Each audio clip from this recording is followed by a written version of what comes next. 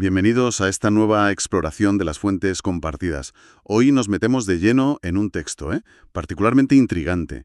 Es el capítulo titulado El colgado, el número 77, de Estrofas de Lautaro Saavedra. Las fuentes nos dan un material denso, ¿verdad? Casi un laberinto, muy cargado de simbolismo, de reflexiones que suenan muy filosóficas, giran en torno a cómo percibimos la realidad, que es la historia, la conciencia misma. Y la misión hoy, pues, es intentar desentrañar esas ideas clave del capítulo. A ver si podemos clarificar conceptos como eso del pacto cosmos y arrojar un poco de luz sobre la figura de Aluge Magno. Es un viaje a un texto que, la verdad, parece diseñado para desafiar. Exacto. El colgado no es un capítulo que puedas leer de forma lineal y ya está. Casi exige una inmersión mucho más profunda, ¿no? En cómo construimos el significado, cómo lidiamos como colectivo con el sufrimiento que parece inherente a existir y también cómo nos enfrentamos a los ciclos, ya sean históricos o personales, y al peso de la memoria.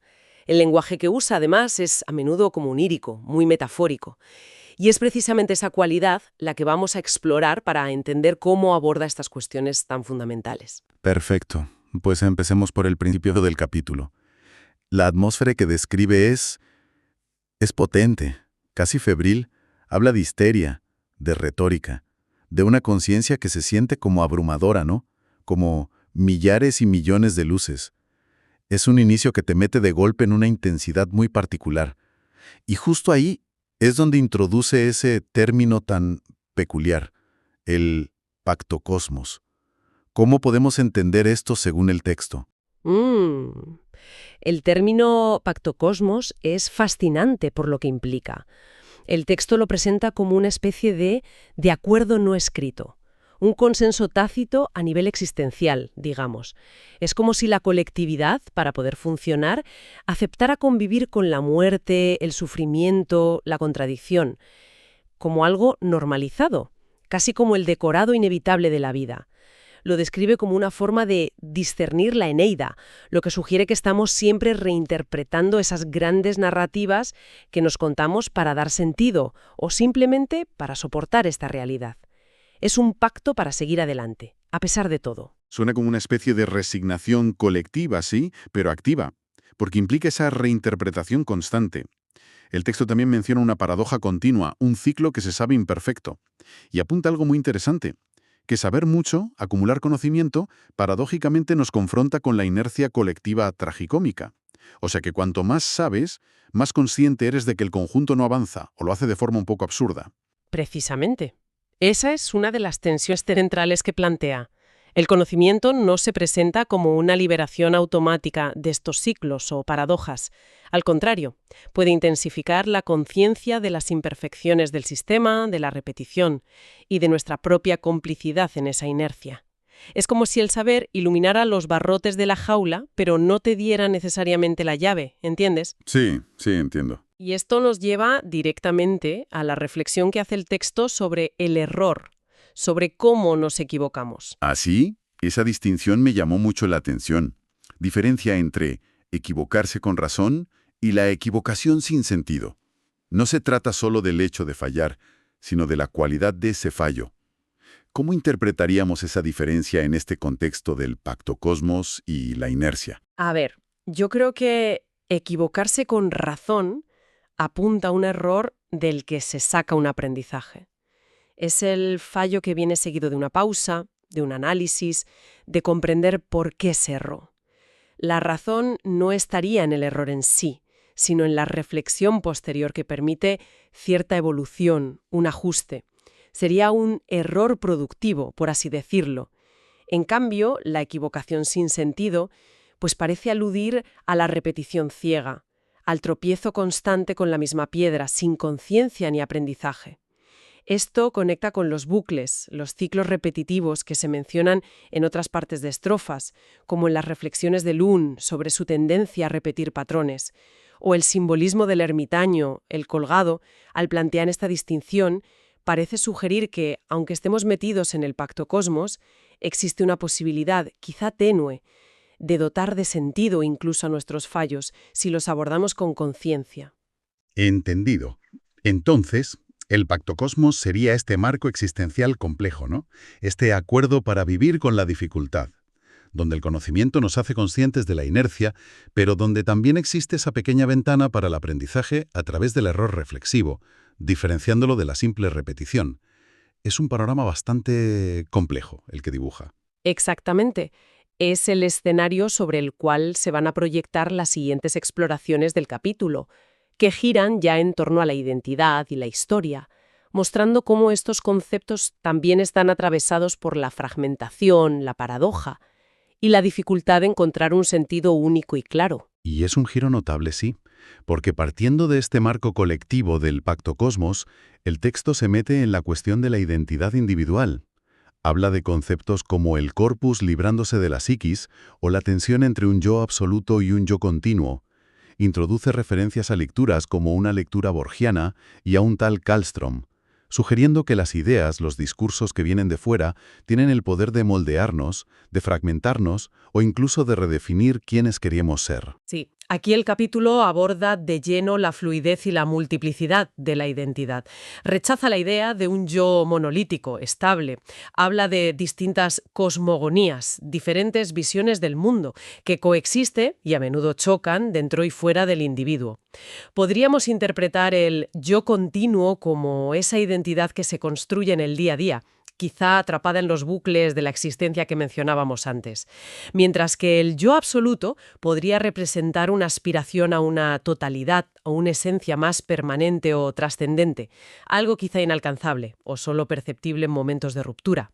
El texto parece sugerir que estamos constantemente negociando entre estas diferentes facetas de nuestro ser, influenciados por los relatos que consumimos y que nos cuentan. Y en medio de esta reflexión sobre la identidad fragmentada y las cosmogonías en conflicto, emerge una figura que es, francamente, desconcertante: Aluye Magno. El texto lo introduce de una manera muy elusiva, casi espectral. Sin duda, Aluye Magno es uno de los elementos más enigmáticos no solo de este capítulo, sino quizá de toda la obra de Sabella. Se le presenta como una presencia anómala que atraviesa diferentes épocas y contextos históricos, pero siempre de forma tangencial, casi invisible o mal interpretada. Los ejemplos que da el texto son muy específicos y sugerentes. Cierto, los detalles son fascinantes y un poco perturbadores a la vez. Menciona que aparecen ilustraciones antiguas de la Ineira, pero como un sirviente sin rostro. Alguien presente, pero no reconocido. Luego, en pinturas de Noel Darse, un personaje que conecta con otras partes de Estrofas, ¿no? Con la familia Darse del capítulo El Emperador. Ajá. Se le asocia a versiones alternativas del Miocid, mencionado por un juglar anónimo. Y lo más llamativo, se le implica en momentos históricos cruciales. Supuestamente empujó la carreta de Julio César antes de su asesinato o apoyó al Imperio bizantino contra Carlomagno. Siempre está ahí, pero como una sombra, un elemento disruptivo. Exacto. Es la personificación de la anomalía histórica. Su presencia constante pero oblicua parece cuestionar la coherencia y la veracidad de la narrativa histórica oficial. El texto, además, juega con su nombre. Lo latiniza como Animus Magnus, gran espíritu o gran alma, y conecta a Luge con la palabra mapuche para alma. Esta etimología refuerza su carácter etéreo, intangible, casi fantasmal. Entonces, ¿cuál podría ser la función de Aluge Magno dentro del capítulo? ¿Es una simple invención literaria de Sabella? ¿Una metáfora de algo más? ¿O el texto sugiere algo más extraño, como un ser que realmente existe fuera del tiempo lineal? El texto, deliberadamente, mantiene esa ambigüedad. Y ahí reside gran parte de su fuerza, creo yo. Aluge Magno funciona en múltiples niveles. Podría ser una metáfora de la memoria reprimida, de las historias olvidadas o silenciadas que están bajo la historia oficial. Podría representar el error persistente, la entropía dentro del sistema histórico. O, llevando la interpretación más lejos, el texto juega con la posibilidad de que sea una entidad real, transhistórica, un testigo o incluso un agente oculto a lo largo de los siglos. La incertidumbre es clave. Representa las grietas en nuestro entendimiento de la historia, la posibilidad de que lo que creemos saber sea incompleto o incluso manipulado. Y esa idea de manipulación se refuerza cuando el texto sugiere que las historias sobre Aluge podrían tener su origen en otra figura misteriosa, el Auca Purún, que aparece más adelante en Estrofas. Esto añade otra capa de complejidad. ¿Quién escribe la historia? ¿Quién controla la narrativa? Aluge se convierte en un símbolo potentísimo de la inestabilidad del pasado. Precisamente, Aluge Magno es la encarnación de la duda histórica, de la pregunta sobre qué es real y qué es construido en el relato que nos hacemos del pasado. Su figura nos obliga a cuestionar la solidez de cualquier narrativa histórica única y definitiva. Avanzando hacia el final del capítulo. Bueno, o al menos en las reflexiones que parecen conectar con estas ideas en partes posteriores del texto, como las asociadas al Aukapurún. La perspectiva se amplía. Hay una voz que suena muy antigua, casi ancestral, que reflexiona de nuevo sobre la repetición de los ciclos. Menciona explícitamente, serían un bucle o un debacle. Sí, se retoma el tema del ciclo, pero ahora desde una escala casi cósmica o transhistórica, ¿verdad?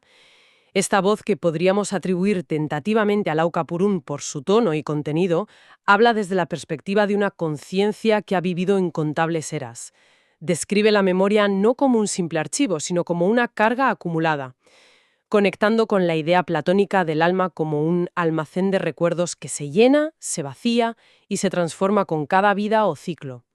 Es una visión de la existencia como una vasta repetición con variaciones. Y dentro de esa visión surge una sensación de identidad diluida por el tiempo. La frase «olvidé mi nombre por tantos que tuve» es increíblemente evocadora. Sugiere que la acumulación de experiencias a través de los ciclos puede llevar a una pérdida del yo individual original, si es que alguna vez hubo uno. Exacto. Plantea una pregunta fundamental sobre la persistencia de la identidad a través del tiempo y la reencarnación o repetición cíclica. Si la conciencia atraviesa múltiples vidas o eras, ¿qué queda del yo? ¿Se convierte en un compendio, en un eco, o se disuelve? Y junto a esta reflexión sobre la identidad perdida, aparece una visión bastante sombría sobre la capacidad de cambio real. ¿Te refieres a la frase «en el arrepentimiento uno puede cambiar como mucho 3 vidas»? Es una afirmación muy potente y sinceramente un poco desalentadora. Sugiere que nuestra capacidad de romper los patrones, incluso con esfuerzo consciente, el arrepentimiento, es muy limitada frente a la inercia del ciclo. Es desalentadora, sí, pero también profundamente coherente con la visión general del texto. Pone de manifiesto la tensión constante entre el determinismo cíclico, esa fuerza que parece empujarnos a repetir, y la agencia individual, nuestra capacidad de elegir y cambiar. El texto no ofrece una solución fácil. Reconoce la dificultad inmensa del cambio significativo. Se vuelve a la idea del aprendizaje natural, casi instintivo, mencionando el inconsciente colectivo, pero inmediatamente lo contrapone a las estructuras sociales, a la sociedad que controla y racionaliza el discurso, que activamente moldea cómo pensamos, qué consideramos posible y quiénes llegamos a ser. Entonces esta voz ancestral parece concluir aceptando la complejidad, ¿no? Esta mezcla inextricable de destino y libertad, de patrones impuestos y pequeñas ventanas de agencia. No hay una respuesta simple sobre si estamos atrapados en el bucle o si podemos escapar. Así parece. Y la referencia a Karlström, que en otras partes del texto la emperatriz se relaciona con Manda y su madre, y la idea de que el discurso puede cambiar a la persona mientras cambia su discurso, bueno, pues refuerza esta visión dinámica y entrelazada. No somos meros receptores pasivos de la realidad o del lenguaje. Al interactuar con el discurso, al hablar, al pensar, modificamos ese discurso y a su vez somos modificados por él. Es una relación de retroalimentación constante entre el individuo, el lenguaje y la estructura social y cósmica en la que está inmerso. El ser y el mundo están en perpetua cocreación y conflicto. Bueno, recapitulando nuestro recorrido por el colgado, hemos explorado el concepto del pacto cosmos como ese acuerdo tácito con la dureza de la existencia. Hemos visto cómo la identidad se presenta fragmentada y cuestionada a través de figuras enigmáticas como Aluge Magno, que, a su vez, pone en duda la solidez de la propia historia. Y finalmente, hemos reflexionado sobre la naturaleza cíclica del tiempo y la memoria, quizá a través de esa voz del Aukapurún, enfrentándonos a la difícil tensión entre la repetición y la posibilidad, aunque limitada, de cambio. Es un capítulo que nos deja con más preguntas que respuestas, la verdad, confrontándonos con lo resbaladizo de la realidad, el peso del pasado y el poder constructor del lenguaje. Exactamente. Y como reflexión final, para dejar algo en lo que pensar después de esta inmersión, detengámonos un momento en el propio título del capítulo. el colgado. Más allá de la imagen literal, en el tarot, la carta del colgado, el arcano 12, tiene un significado profundo y muy pertinente aquí. No representa una ejecución o un castigo necesariamente negativo. Simboliza la suspensión, a menudo voluntaria, el sacrificio de una perspectiva por otra, una pausa necesaria para la introspección. Y lo más importante, representa la necesidad de ver el mundo desde un ángulo completamente diferente, literalmente invertido, para alcanzar una nueva comprensión y poder así avanzar, ya sea espiritual o intelectualmente. Es una conexión muy sugerente, sí. Invertir la perspectiva. Quizás el capítulo, con toda su complejidad, sus paradojas irresolubles, sus ciclos aparentemente cerrados y sus figuras ambiguas como Aluge Magno, nos está invitando precisamente a adoptar esa postura simbólica del colgado, tal vez para empezar a comprender las implicaciones del pacto cosmos, la naturaleza elusiva de la historia que representa Aluge o la dinámica real entre ciclo y libertad. Sea necesario suspender nuestros juicios habituales, nuestras formas convencionales de pensar, quizás se requiera esa pausa reflexiva, esa inversión radical de nuestra mirada sobre la existencia, sobre nosotros mismos y sobre el tiempo. Solo desde esa perspectiva invertida, sacrificando nuestras certezas previas, podríamos empezar a vislumbrar un nuevo sentido en medio del aparente caos que presenta el texto. Es una invitación a colgarnos voluntariamente, por un momento, para ver qué se revela, algo sobre lo que meditar.